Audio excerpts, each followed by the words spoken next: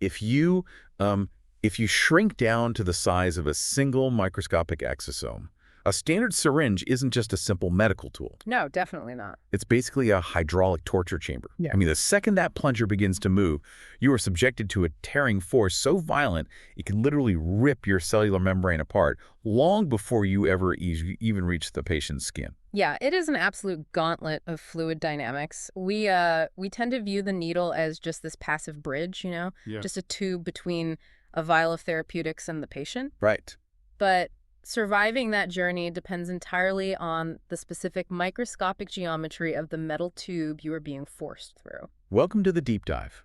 Whether you're, prepping for a highly technical clinical application or catching up on the latest best practices in regenerative medicine, or, well, maybe you're just intensely curious about the hidden physics of what happens inside a syringe. Which is fascinating on its own. It really is. And we've got an amazing journey for you today. We're looking at a highly specific but absolutely critical question today, and it has massive implications for how we deliver delicate therapeutics. Exactly. So the mission today is this. Between a 30-gauge needle, a 32-gauge needle, or a micro-cannula, which one actually minimizes the mechanical exosomal membrane shear stress during administration. That's the million-dollar question. Right. And to figure this out, we are pulling from a remarkably diverse stack of sources. We've got fluid dynamic studies specifically on syringe needles, deep research on exosome encapsulation, ultrafiltration. Don't forget the manufacturing guides for aesthetic cannulas. Oh yeah, and even computational flow dynamic mapping microscopic channels. It's a lot. It's a perfect synthesis of applied physics, advanced manufacturing, and cellular biology. Because getting this right is the difference between delivering a powerful regenerative treatment or just injecting fragmented cellular debris. Okay, let's unpack this, because before we even put the 30-gauge and 32-gauge head-to-head, we need to understand the enemy here. Like, what exactly is threatening these exosomes when they get pushed out of a syringe barrel? Right. So to understand the threat, we have to talk about two distinct types of mechanical stress. The first is shear stress. Okay.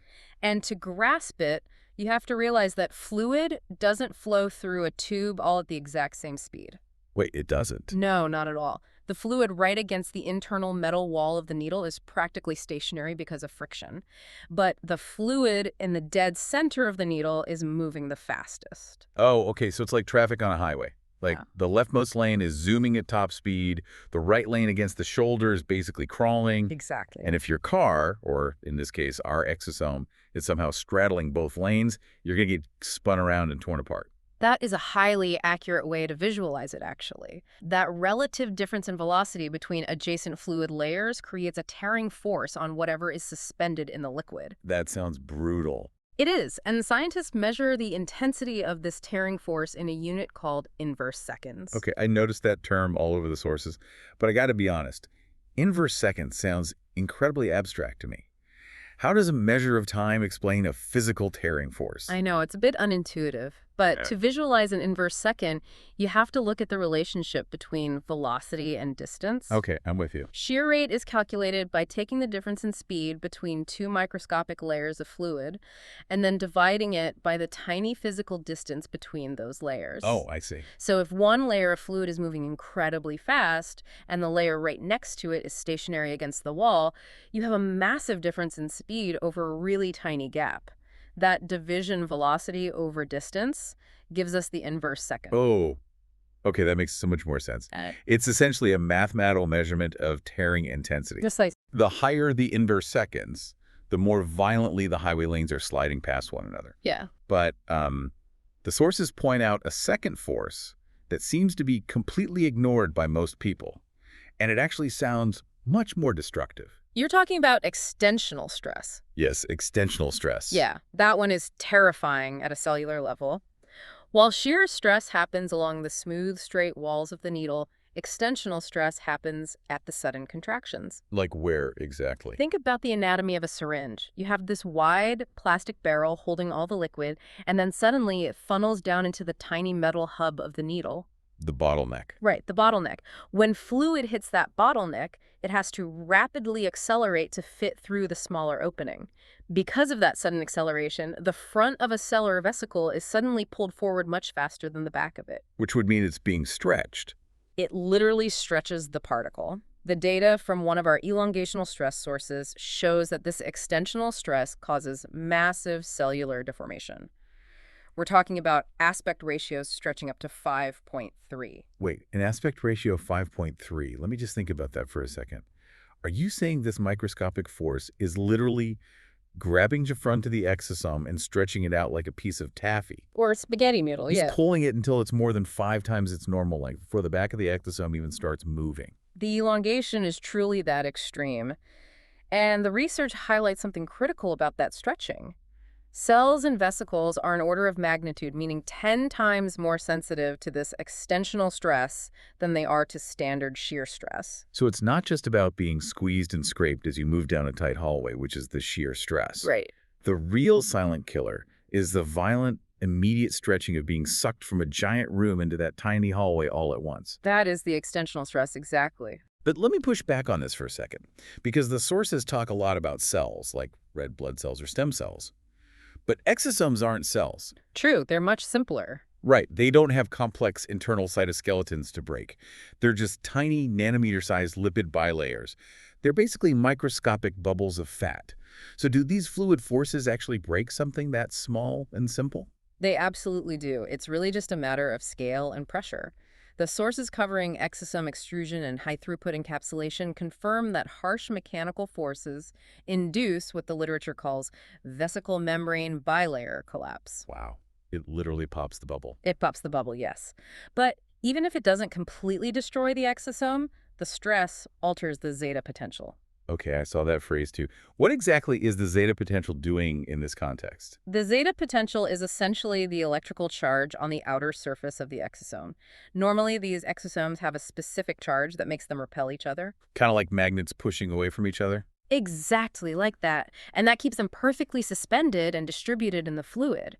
But when you subject them to intense mechanical stress, the lipid bilayer physically warps and that electrical charge gets stripped or altered. So without that repulsive charge, they just stop repelling each other. They stop repelling and they start clumping together. You end up with microscopic clots of aggregated lipid fragments. Oh, that sounds bad. It is, because when the body's immune system detects those clumps, it doesn't see a highly advanced regenerative therapeutic. It sees cellular debris. And that triggers an inflammatory response. Yes, inflammation and cytotoxicity, rather than the healing response you actually intended. Wow. Okay, so the hallway is dangerous, and the doorway into the hallway is deadly. Which brings us to the actual size of the hallway itself. Let's get into the showdown. 30-gauge versus 32-gauge needles. All right, to tackle this, we need to look at the math of the lumen, which is the hollow internal space of the needle. The actual pipe part. Exactly. There's a fundamental fluid dynamics equation for calculating the shear rate in a cylindrical tube. The shear rate, which is represented by the Greek letter gamma, equals 4 times Q, divided by pi times r cubed. Okay, let's break that down. Q is our volumetric flow rate, meaning how fast the clinician is actively pushing the plunger to move the liquid. Right. And R is the internal radius of the needle. And when you look at that equation, the most important variable is that little cubed symbol next to the radius. The R cubed. Yeah.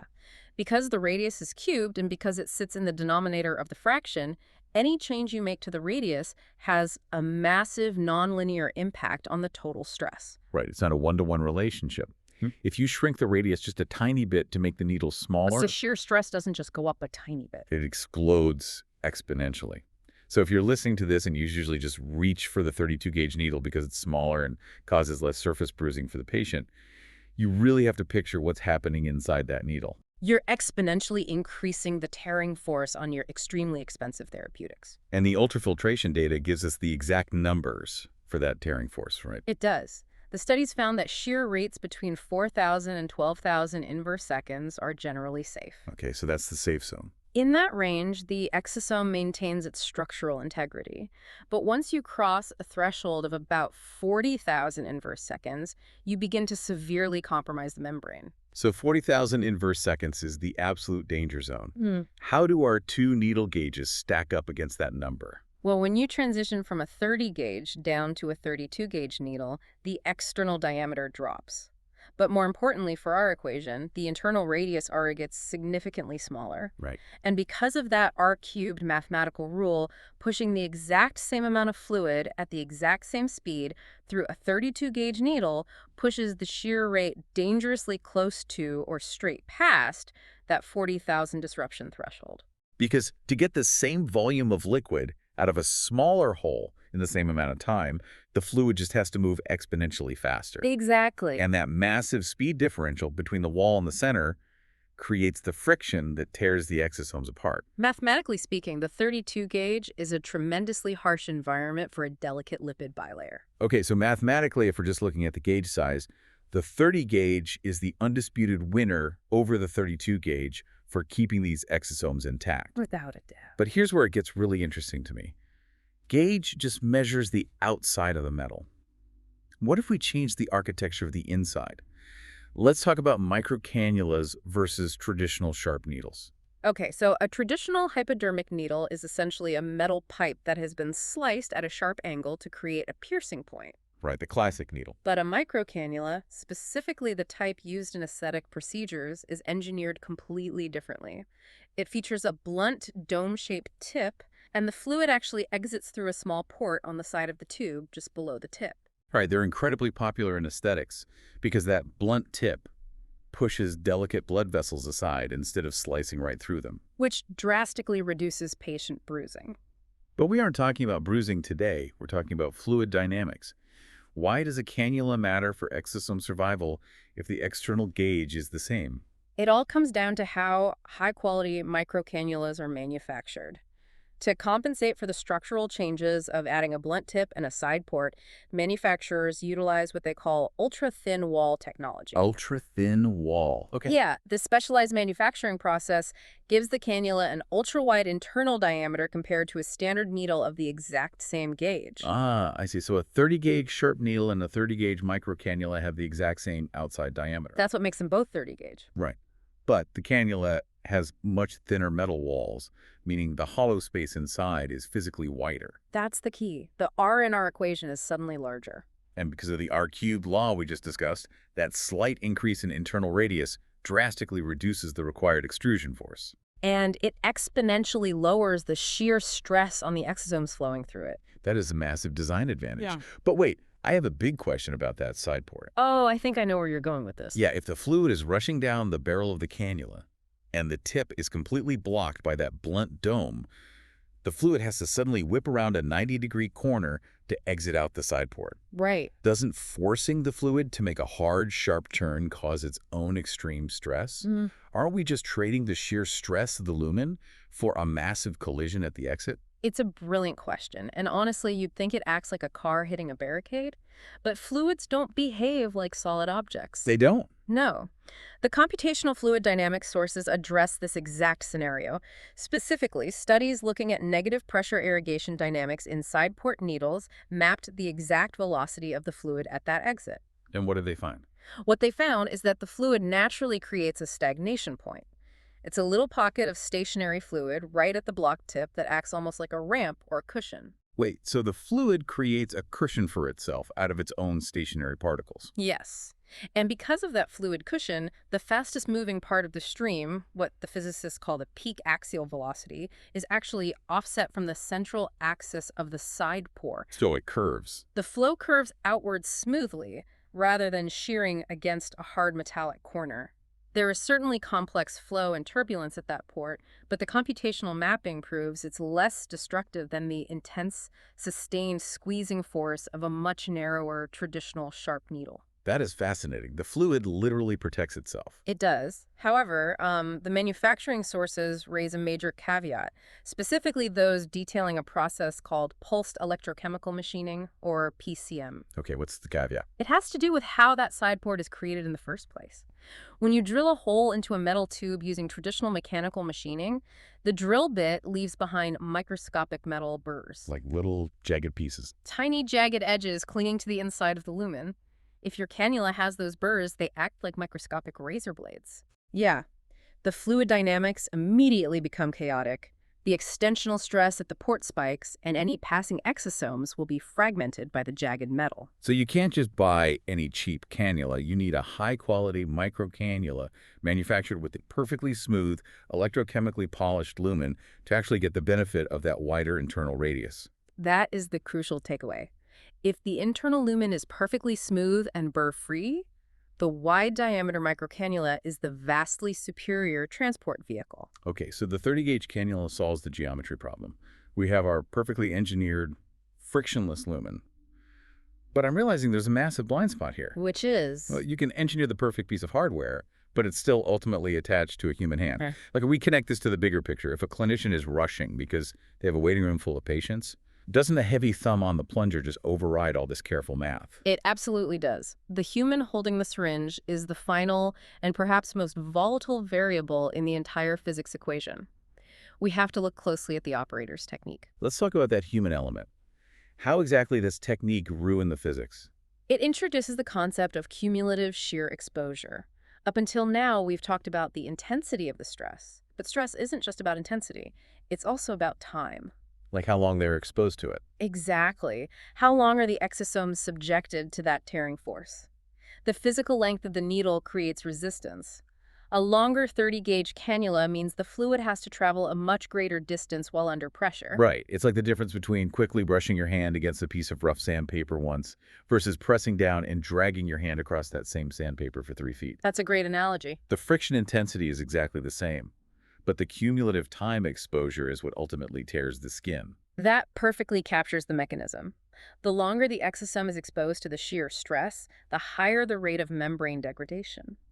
Therefore, from a purely physical standpoint, the clinician should always select the absolutely shortest possible cannula length that is suitable for reaching the target tissue depth. So cut down the time on the sandpaper. Right. And what about the actual pushing of the plunger? That brings us back to Q in our equation, the volumetric flow rate. The clinician has total 100% control over Q based entirely on how hard they press the plunger, And pushing harder increases Q. which sits in the numerator of our equation. So a higher Q means proportionally higher shear stress instantly. Instantly. And the clinical data from our sources on stem cell viability during injection proves this out. Stem cells are incredibly sensitive to mechanical stress, but researchers found that they can actually attain extremely high viability even when pushed through small gauges, like 27 to 30 gauge, but only if the injection rate is kept exceptionally slow. How slow are we talking? The optimal rate is less than 4 milliliters per minute. 4 milliliters per minute. That is agonizingly slow if you're the one standing there holding the syringe. Yeah. That requires intense patience and a really steady hand. It requires immense patience. But it's the non-negotiable physical requirement for keeping delicate biological structures intact. You simply have to minimize the fluid acceleration to keep the inverse seconds below the destruction threshold. So what does this all mean for you, the listener? Let's bring all of this complex physics together into a concrete protocol. Good idea. If your goal is to deliver exosomes with the maximum number of intact, healthy lipid bilayers, the science points to a very specific method. First, ditch the 32-gauge needle. The internal radius is just too small, and that R-cubed law turns it into a high-speed blender for your vesicles. Right. Instead, you want a 30-gauge micro-cannula, specifically because that ultra-thin wall design gives you an ultra-wide internal diameter. Second, the cannula needs to be as physically short as anatomically possible for your procedure to limit the cumulative time the exosomes spend dragging across the sandpaper of shear stress. Spot on. And finally, you have to push that plunger with a very slow, highly controlled flow rate. Short length, wide lumen, slow push. That is the optimal mechanical solution to the fluid dynamics problem.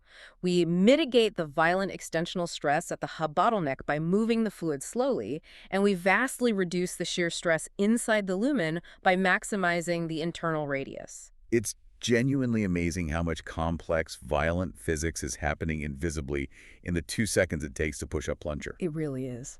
But before we wrap up today's deep dive, there was something buried in the source material that completely flipped my entire perspective on this. Oh, which part caught your attention? Well, we've spent this entire deep dive talking about how to avoid shear stress. We've been treating it like the ultimate enemy of the exosome. Sure. But what if we stopped running from the stress and actually started weaponizing it? Ah, You're referring to the high-throughput drug encapsulation research. Yes, the sources reveal that some researchers at the bleeding edge of this field are doing the exact opposite of everything we just discussed. They are intentionally subjecting exosomes to extreme dynamic, high pressure, and massive shear stress. And they're doing it because if you control that violence perfectly, you don't actually destroy the exosome permanently. No, you create what they call transient pores in the membrane. Microscopic, temporary holes. Exactly. And the mechanism of how this works is mind-blowing.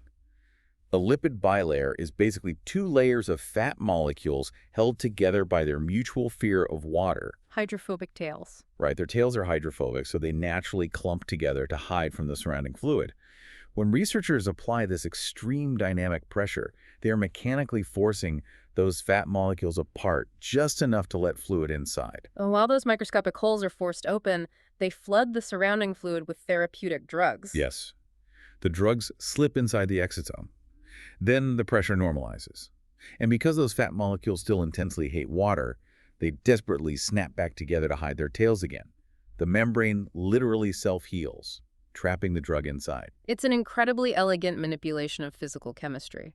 By weaponizing the shear force, they are achieving a massive 45% drug encapsulation efficiency. Which makes me wonder, could the damaging forces of a narrow 32-gauge needle one day be used intentionally?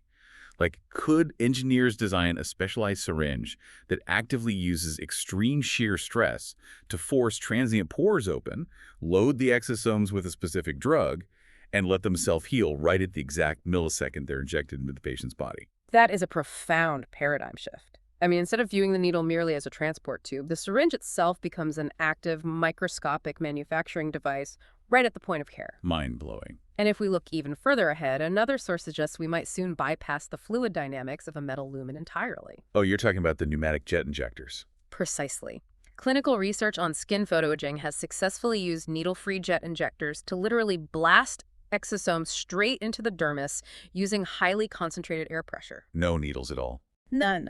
This method causes deliberate microtrauma to the tissue, which naturally stimulates the body's wound healing cascade while simultaneously delivering the delicate exosomal payload without ever forcing it to squeeze through a microscopic metal hallway. It is a wild, rapidly evolving frontier.